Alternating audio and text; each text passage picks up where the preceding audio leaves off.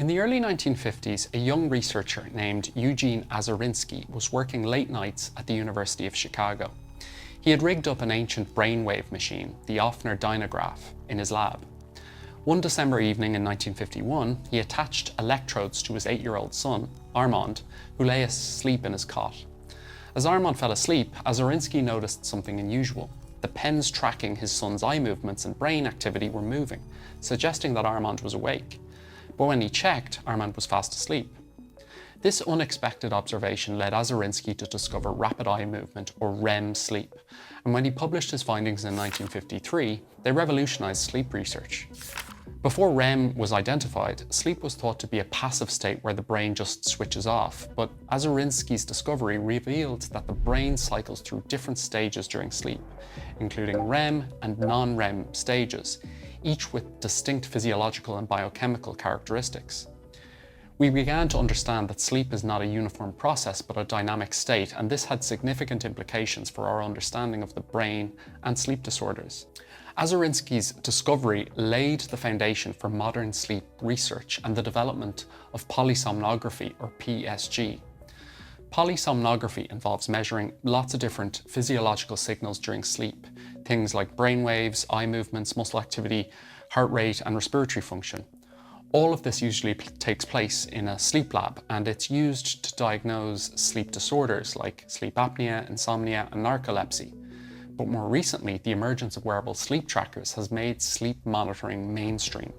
Wearable devices from companies like Fitbit, Apple, and Garmin provide users with insights into their sleep patterns, including total sleep time, sleep stages, and sleep efficiency. When it comes to consumer wearable devices like Fitbits, or even research-grade devices like actigraphs, the core technology that was used, at least in the early days, was actigraphy, or actigraphy. Actigraphy involves wearing a small, usually wrist-worn device that tracks your movement patterns over days or weeks. These devices contain accelerometers that detect motion. The core idea is that less movement typically indicates sleep, while more movement suggests wakefulness. Now, considering all the different physiological signals that are measured through polysomnography, it shouldn't really come as a surprise that actigraphy can't provide the kind of detailed physiological data that polysomnography does. Still, actigraphy can be a useful tool for tracking general sleep patterns and identifying potential issues. And the technology is evolving. The algorithms are improving, and recently, wearables have started to incorporate more than just actigraphy to measure the quantity of sleep. Newer devices not only track movement with actigraphy, but also combine this with measures of heart rate, heart rhythm, and respiratory rate, all via photoplethysmography, skin temperature, and blood oxygen saturation. So how do we validate these devices? Well, researchers typically conduct studies where participants wear the consumer device while simultaneously undergoing a PSG study in a sleep lab.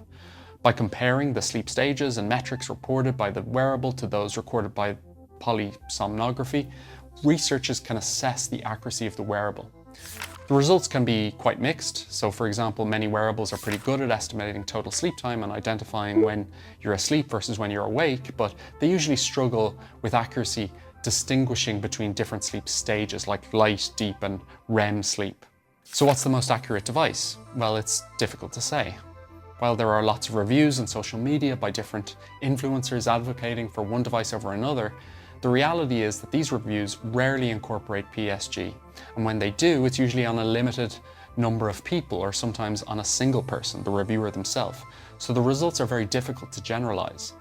The other issue is that every time there's a new device release or another software update, all the old validation work needs to be updated.